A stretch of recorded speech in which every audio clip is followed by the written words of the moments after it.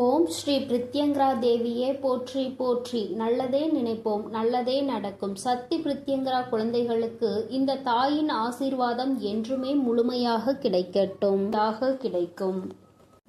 அவர் எதற்காக வருகிறார், ஏன் வருகிறார், உன்மீது உண்மையான அன்பு கொண்டு வருகிறாரா இல்லையா என்று சொல்கிறேன், கவனமாக கேள் என் தங்கமே. என் அன்பு பிள்ளையே, இன்று உன்னுடைய தாயானவள் உன் வாழ்க்கையை மீட்டெடுத்து உன் கைகளில் கொடுக்க வந்திருக்கின்றேன். என் தங்கமே, உன்னுடைய வாழ்க்கையானது உன்னை விட்டு பிரிந்து சென்று வெகு நாட்கள் ஆகிவிட்டது. என் பிள்ளை, நீயோ கண்ணீரில் அங்கு தத்தளித்து கொண்டிருக்கின்றாய்.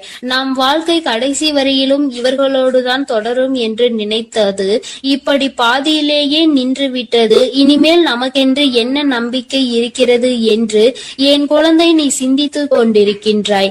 என் தங்கமே, இப்பொழுது அந்த உறவு தான் சிக்கிய மாய வலையில் இருந்து மீண்டு வர தொடங்கிவிட்டார். என் குழந்தையே, உன் வாழ்க்கையை மீட்டெடுத்து அங்கு உன் கைகளில் நான் ஒப்படைப்பதற்காக இப்பொழுது வந்திருக்கின்றேன். என் குழந்தைக்கு மனதிற்கு சந்தோஷத்தை கொடுக்க வேண்டும் என்று உன் அம்மா நானும் ஆசைப்பட்டு இப்பொழுது வந்திருக்கின்றேன். நான் சொல்கின்ற விஷயங்களை கேட்டுவிட்ட பிறகு இதை நீ எப்படி எடுத்துக்கொள்ள வேண்டும், என்ன முடிவு எடுக்க வேண்டும் என்று நீயே சிந்தித்து ஒரு முடிவினை எடுக்க வேண்டும். என் தங்கமே, யாரும் எந்த விஷயத்தையும் உனக்கு சொல்லி புரிய வைக்க வேண்டிய அவசியம் கிடையாது. இந்த வாழ்க்கை உனக்கு இத்தனை நாட்களும் கற்றுக் கொடுத்த பாடங்களில் இருந்து எத்தனையோ அனுபவங்களை தெரிந்து கொண்டு விட்டாய். நிச்சயமாக நீ தெரிந்து கொண்ட ஒவ்வொரு விஷயங்களும் உன்னை எந்த அளவிற்கு பக்குவப்படுத்தி இருக்கிறது என்று ஒரு முறை நீ சிந்தித்தால் அம்மா சொல்கின்ற விஷயங்கள் எல்லாமே உனக்கு தெளிவாக புரியும். என் தங்கமே, உன் வாழ்க்கையை பற்றிய பயம் உனக்கு அதிகமாக இருந்து கொண்டிருக்கிறது. ஒருவரை சார்ந்து வாழ்ந்ததனால்தான் இன்று அந்த உறவு உன்னை விட்டு பிரிந்து செல்லும் பொழுது உன்னால் அதனை ஏற்றுக்கொள்ளவும் முடியவில்லை. தனியாக நின்று இந்த வாழ்க்கையை உன்னால் சமாளிக்கவும் முடியவில்லை. பிரச்சனைகள் தொடர்ந்து வந்து கொண்டே இருப்பதால் இந்த வாழ்க்கையில் என் பிள்ளை நீ தவித்து நின்று கொண்டிருக்கின்றாய். உன்னுடைய தவிப்பு அடங்குவதற்கு முன்பாகவே இன்று இந்த தாயானவள் உனக்கான அந்த உறவை மீட்டு மீண்டும் உன்னிடத்தில் ஒப்படைக்க வந்திருக்கின்றேன்.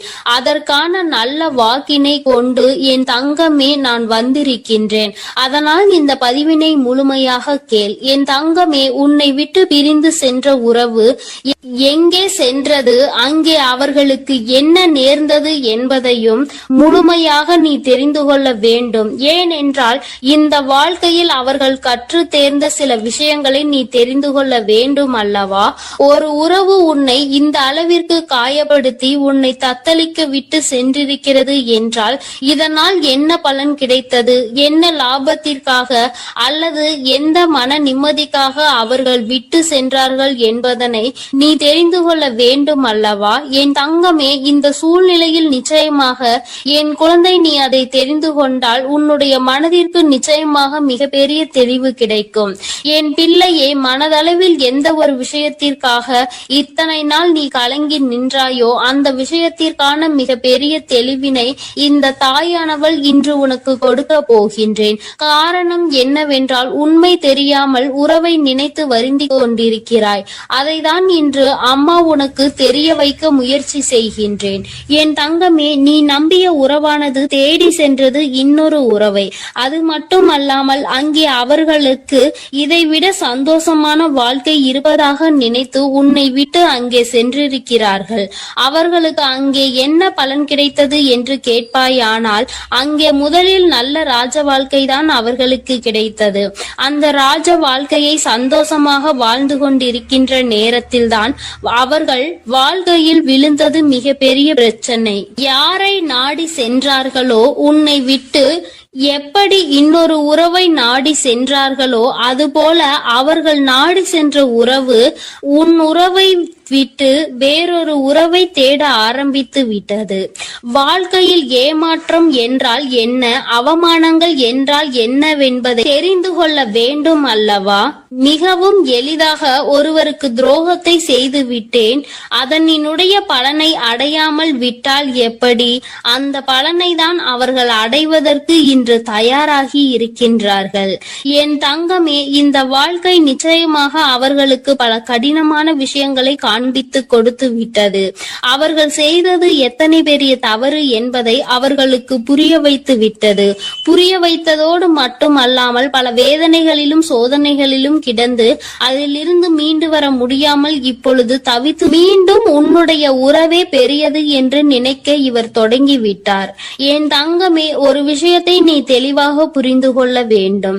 இந்த தாயானவள் உன்னிடத்தில் ஒரு விஷயத்தை சொல்ல வருகிறேன் என்றால், அம்மா உடனடியாக எனக்கு எல்லாவற்றையும் செய்து கொடு, உடனே நான் சந்தோஷமாக வாழ வேண்டும் என்று நீ கண்மூடித்தனமாக சொல்லக்கூடாது. அவர் மாய வலையில் சிக்கி இருக்கிறார் என்றால் தன்னுடைய சொந்த புத்தி இல்லாமல் அங்கே எதுவும் நடக்கவில்லை. தன்னுடைய வாழ்க்கை, அதிலும் தன்னை நம்பிய ஒரு உறவு, தன்னை விட்டால் யாருமே அந்த உறவுக்கு இல்லை என்கின்ற நிலை, இந்த நிலை எல்லாம் உணர்ந்த பிறகும் கூட ஒருவருக்கு துரோகத்தை செய்ய முடிகிறது என்றால், இவர்கள் மீண்டும் உன்னை நாடி வந்து உன்னோடு இருக்கும் பொழுது வேறு ஒரு உறவை தேடினால் அதனால் தவறு யார் மேல் வரும் என்பதை ஒருமுறை நீ சிந்தித்து பார். உண்மையான அன்பிற்கு துரோகத்தை செய்ய நினைத்தவர்கள் நாளை எந்த விஷயத்தையும் உனக்கு செய்ய துணிவார்கள் என்பதை நீ மறந்து விடாதே. இவர்கள் நினைப்பதை நடத்துவதற்கான இடத்தை நீ கொடுக்க கூடாது. ஒரு முறை ஒரு தவறு உன் வாழ்க்கையில் நடந்து விட்டது. இதிலிருந்து மீண்டு வர முடியாமல் நீ தவித்து நின்று கொண்டிருக்கின்றாய். என் தங்கமே, அப்பேற்பட்ட சூழ்நிலையில் அதே உறவு மீண்டும் ஒன்றை சொன்னால் அதை நம்புவதற்கு நீ முட்டாளாக இருந்து விடாதே. மாய வலையில் இருந்து மீண்டும் பேசுவதற்கு அவர்களுக்கு சுயமாக வேறு காரணங்கள் வரத்தான் செய்யும். ஒருவர் வாழ்க்கையை கெடுத்து இன்னொருவருக்கு சந்தோஷத்தை கொடுக்க நினைக்கின்ற உறவுகள் தன்னுடைய சுயநலத்தை மட்டுமே முன்னெடுத்து வைக்கின்றார்கள். உறவுகள் ஒரு நாளும் வாழ்க்கையில் உனக்கு தேவை கிடையாது என்பதை முதலில் நீ புரிந்து கொள். என் தங்கமே, நீ ஒவ்வொரு நாளும் இதனால் அழுது அழுது எந்த அளவிற்கு என் தங்கமே இந்த தாயானவள் முன் நீ புலம்பிக் கொண்டிருந்தாய் என்பதை ஒரு நிமிடம் சிந்தித்து பார். எப்பொழுதுமே உனக்கு நல்லதை மட்டுமே எடுத்து சொல்வேன்.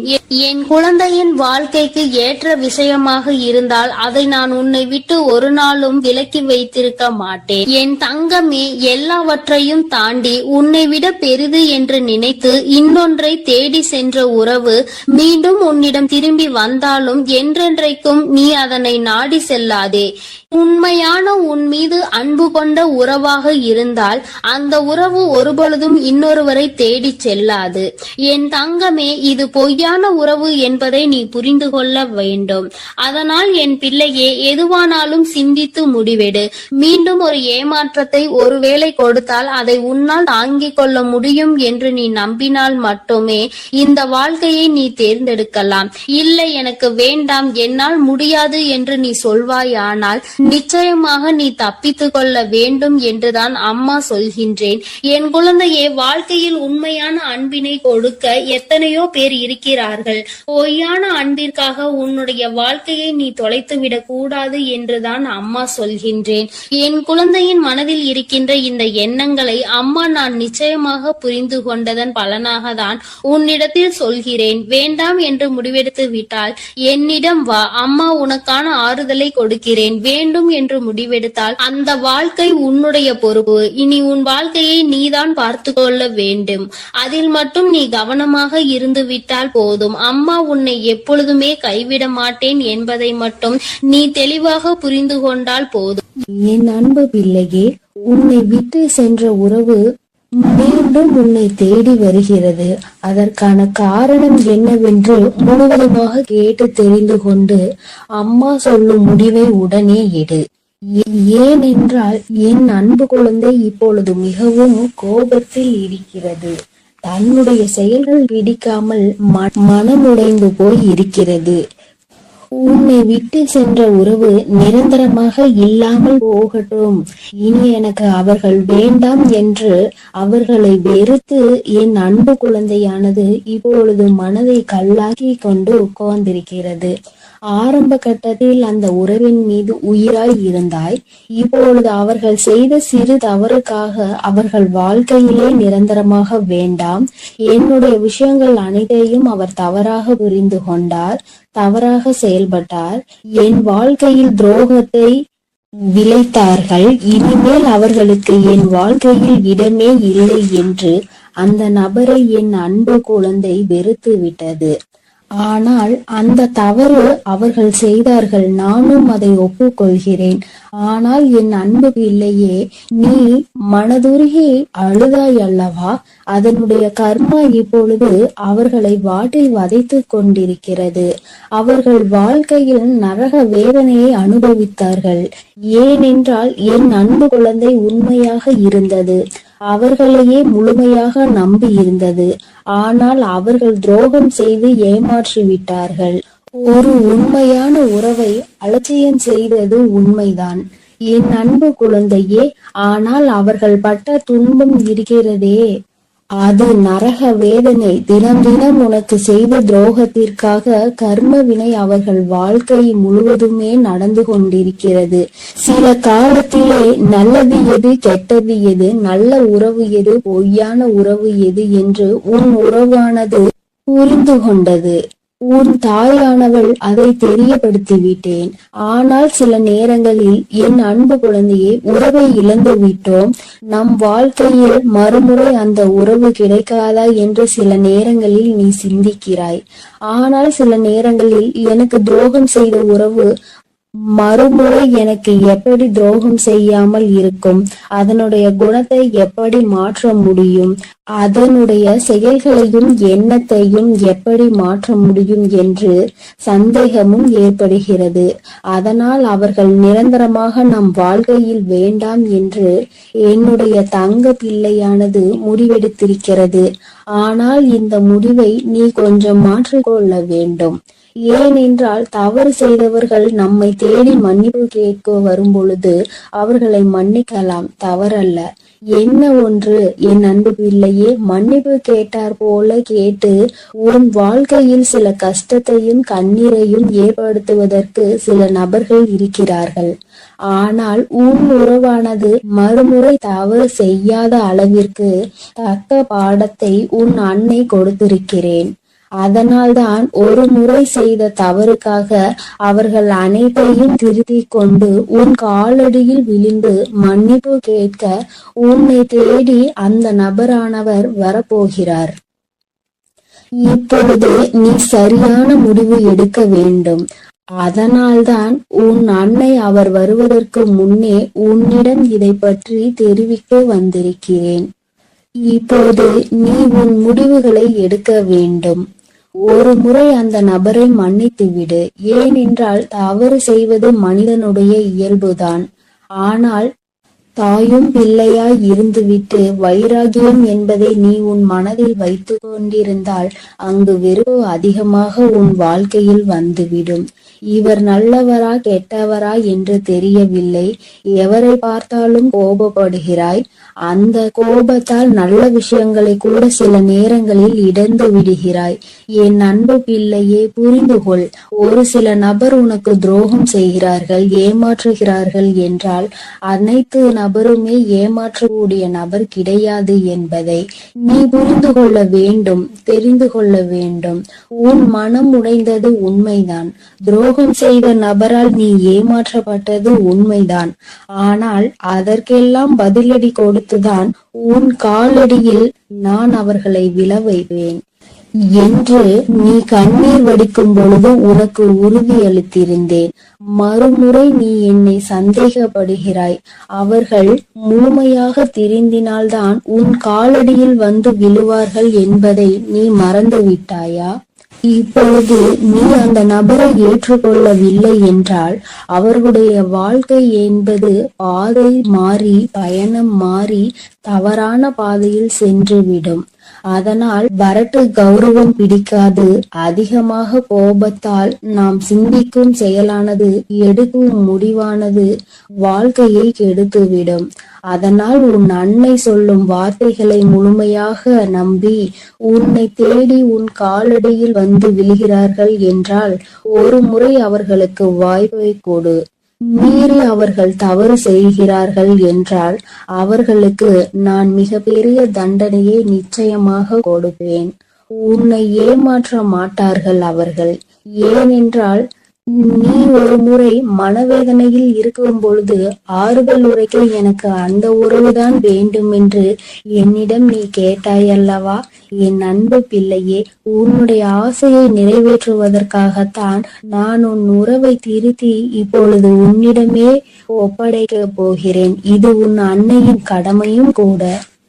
என் பிள்ளைக்கு என்னென்ன வேண்டும் என்பதை பார்த்து பார்த்து செய்வது ஒரு அன்னையான என்னுடைய கடமை அல்லவா? என் அன்பு பிள்ளையே, அதனால் நீ கொஞ்சம் சிந்தித்து ஒரு நல்ல முடிவை எடு. வரட்டு கௌரவம் பிடித்து கொண்டு பழைய விஷயங்களை பேசி பேசி அவர்களை அலட்சியம் செய்து விடாதே. ஏனென்றால் உன்னை அவர் தேடி வரப்போகிறார்கள். வியாழக்கிழமையோ வெள்ளிக்கிழமையோ அல்லது ஞாயிற்றுக்கிழமையாக கூட இருக்கலாம். இந்த 3 தினத்தில் உனக்கு துரோகம் செய்த உறவும் ஏமாற்றிய உறவும் நரக வேதனையை அனுபவித்து தக்க பாடத்தை கற்றுக்கொண்டு உன் தாயின் லீலைகளால் அவர்கள் இனி சின்ன எறும்புக்கு கூட துரோகம் செய்யாத அளவிற்கு மாறி உன்னை தேடி இப்பொழுது வரப்போகிறார்கள். தாயானவள் அவர்கள் வாழ்க்கையில் தகுந்த பாடத்தை கற்றுக் கொடுத்திருக்கிறேன். நல்ல பாடத்தையும் புகட்டி கொண்டிருக்கிறேன். நம்பியவருக்கு துரோகம் செய்தால் என்னென்ன பலன் கிடைக்கும் என்று, இரட்டிப்பு பலன் கிடைக்கும் என்று, அதுவும் என்னுடைய பிள்ளைகளை ஏமாற்றினால் என்ன பலன் கிடைக்கும் என்று அனைத்தையும் உன் உறவானது இப்போது புரிந்து கொண்டது.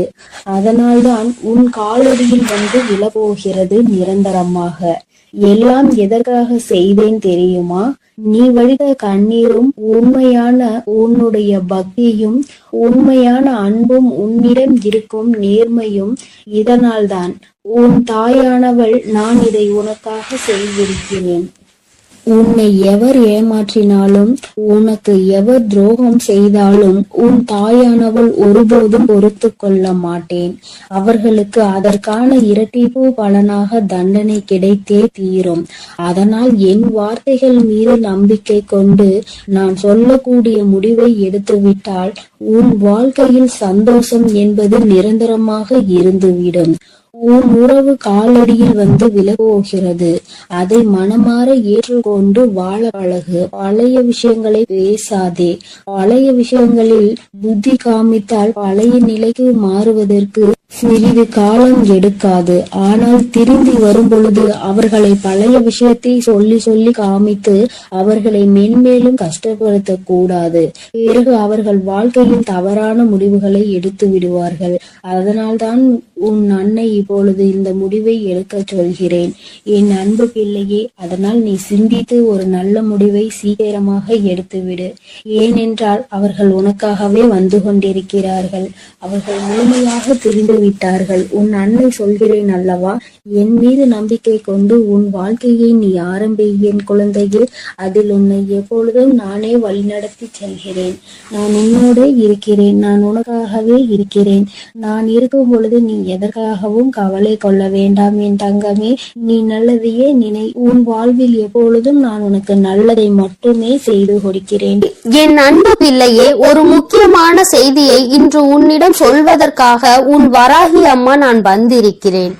ஏனென்றால் நான் கண்ட காட்சி ஒன்று என்னை கண்கலங்க வைத்து விட்டது.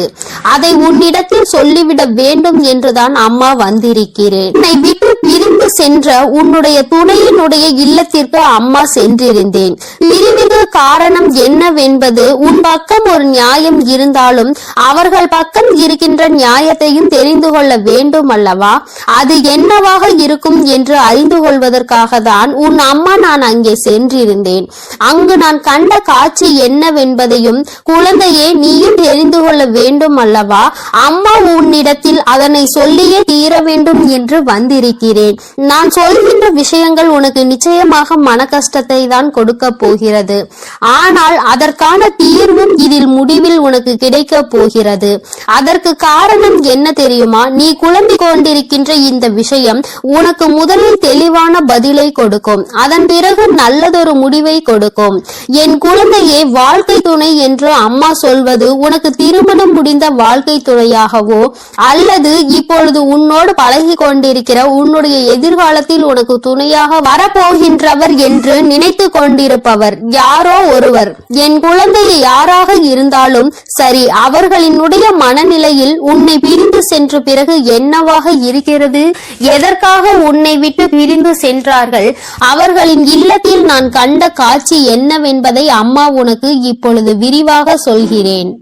என் குழந்தையே, ஒரு முறை உன்னுடைய மனதினை ஒருநிலைப்படுத்தி இந்த வராகியை அன்போடு நினைத்துக்கொள். எந்த விதமான கலக்கமும் உனக்கு தேவையில்லை. எல்லாவற்றிற்கும் உன் தாயானவள் நான் இருக்கிறேன் என்பதை நீ புரிந்து கொண்டால் போதும். என் தங்கமே, நானும் உன் துணையினுடைய மனதில் என்ன இருக்கிறது என்று தெரிந்து கொள்ள சென்றேன். அங்கே உன்னுடைய துணை என் மனதை தவிர மற்றவர்களின் மனதில் என்ன இருக்கிறது என்பதை அறிந்து கொண்டு உன் அம்மா இப்பொழுது வந்திருக்கிறேன். என் தங்கமே, யார் யார் என்ன நினைக்கிறார்கள் என்பதை முதலில் சொல்கிறேன். அதன் பிறகு ஏன் உன் துணை இப்படி ஒரு முடிவை எடுத்தது என்பதை நீ புரிந்து கொள்வாய். என் தங்கமே, உன்னுடைய துணையின் இல்லத்தில் இருக்கின்றவர்கள் உனக்கு எதிராக இருக்கிறார்கள். அவர்களின் மனதில் உன்னை பற்றிய தவறான எண்ணங்கள் இருக்கிறது. அதற்கு காரணம் நீ பேசிய சில வார்த்தைகள். நீ பேசியது நியாயமாகவே இருந்தாலும், உன் பக்கம் நியாயம் இருந்தாலும் அது அவர்கள் பக்கம் தவறாக தான் தெரிகின்றது. ஏனென்றால் எல்லோருமே தான் நினைப்பதுதான் சரி என்று நினைக்கிறார்கள் அல்லவா? அவர்களினுடைய எண்ணங்களும் அப்படிதான் இருந்து கொண்டிருக்கிறது. என் தங்கமே, அது மட்டும் அல்ல, அவர்களுக்குள் ஏற்பட்ட அந்த எதிர்மறையான எண்ணத்தை உன்னுடைய துணையின் மனதில் விதைத்து கொண்டிருக்கிறார்கள். அதிகமாக உன்னுடைய துணையின் மனதில் தேவையில்லாத விஷயங்களை கலந்து கொண்டிருக்கிறார்கள். உன்னுடைய துணையோ தவறாக உன்னை பற்றி நினைப்பதற்கு என்னென்ன வழிகள் இருக்கிறதோ அத்தனை வழிகளையும் அவர்கள் கொடுக்கும் பொழுது இவரும் அப்படி இல்லை என்று சொல்லாமல் அந்த விஷயத்தை காது கொடுத்து கேட்டுக்கொண்டிருக்கின்றார். என் தங்கமே, உன்னுடைய வாழ்க்கையில் இது போன்ற ஒரு விஷயம் நடக்கிறது என்னும் பொழுது என் குழந்தை அதை உன்னால் ஏற்றுக்கொள்ள முடியாது என்பது நான் நன்கு அறிந்த விஷயம்தான். ஆனால் இவையெல்லாம் நடக்கும் பொழுது உன்னுடைய துணை அமைதி காத்ததற்கு என்ன காரணம் என்பதையும் தெரிந்து கொள்ள வேண்டும் அல்லவா? எத்தனைதான் நீ அவருக்கு உயிராக இருந்தாலும் அவர்களினுடைய குடும்பம் என்று வரும் பொழுது அங்கே அவர்களினுடைய மனது சிறிதும் தடுமாற்றம் அடையத்தான் செய்கிறது. ஏனென்றால் நீ பேசிய வார்த்தைகள் அவர்களுக்கு வேதனையை கொடுத்தது என்று உன் துணையிடம் சொல்லும் பொழுது உன்னுடைய துணை என் மனதும் பெரிது சஞ்சலம் படத்தான் செய்கிறது. நம்முடைய வாழ்க்கை துணையாக காலம் முழுவதும் வரக்கூடியவர்கள் இப்பொழுதே நம் குடும்பத்தினருக்கு இடையே இத்தனை பிரச்சனைகளை ஏற்படுத்தி விட்டால் நாளை எப்படி இங்கே வந்து ஒற்றுமையாக இருக்க முடியும் என்று அவர்கள் நினைக்கிறார்கள். என் தங்கமே, அவர்களினுடைய எண்ணங்களை தவறு என்று முழுமையாக சொல்லிவிட முடியாது. நீ செய்தது சரி என்றும் முழுமையாக சொல்லிவிட முடியாது. அம்மா சொல்வது சரிதானே என்று ஒரு முறை நீ சிந்தித்து பார். என் தங்கமே, நீ நியாயமாகவே பேசியிருந்தாலும் ஆனால் யாரை பேசினோம் என்பதில் சிறிது கவனம் இருக்க வேண்டும். என் தங்கமே, உன்னுடைய வாழ்க்கை துணையினுடைய சம்பந்தப்பட்டவர்களாக இருக்கும் பொழுது சிறிதளவு கவனம் தேவை. அதற்காக அம்மா நீ நியாயத்தை எடுத்து சொல்ல கூடாது என்று சொல்லவில்லை. அதற்கான சரியான நேரத்தை நீ எதிர்பார்த்து நிற்க வேண்டும் என்றுதான் அம்மா சொல்கிறேன். சூழ்நிலைகள் உனக்கு சாதகமாக இல்லாத பொழுது நீ பேசியதுதான் இத்தனை பிரச்சனைகளுக்கும் காரணமாக மாறிவிட்டது. இப்பொழுது அது எந்த அளவிற்கு வந்து நிற்கிறது என்று பார்த்தாயா? உன்னை உன் துணையிடம் இருந்து பிரிக்கின்ற அளவிற்கு தீட்டுகின்ற அளவிற்கு இந்த விஷயம் தொடங்கிவிட்டது. என் தங்கமே, எதுவாக இருந்தாலும் உன்னுடைய துணை காத்த அந்த அமைதிக்கு காரணம் நீ அவர்களின் பேச்சையும் மீறி பேசிவிட்டாய் என்கின்ற ஒரு வருத்தம். மற்றபடி அவரின் மனதை அங்கே மாற்றுகின்ற முயற்சிகள் எதுவும் அவரிடத்தில் எடுபடவில்லை. அதை அவர் காது கொடுத்தும் கேட்பது போல உட்கார்ந்து கொண்டிருக்கிறார் என்பதற்காக மேலும் மேலும் பேசிக்கொண்டே அவரினுடைய மனநிலையை மாற்ற முயற்சிகள் நடக்கிறது. ஆனால் இது பயனளிக்காது என்பதனை இப்பொழுது அவர்களுக்கு உணரத் தொடங்கிவிட்டார்கள். இருந்தாலும் நம்மால் ஆன முயற்சிகளை செய்து பார்ப்போம் என்று செய்து கொண்டிருக்கிறார்கள். சரி, அவர்கள் செய்வதை செய்துவிட்டு போகட்டும். ஆனால் உன்னுடைய உண்மையான அன்பு, உன்னை என் மீது நீ கொண்டிருக்கின்ற நம்பிக்கை நிச்சயமாக அவரினுடைய மனதை ஒரு நாளும் மாற்றிவிடாது.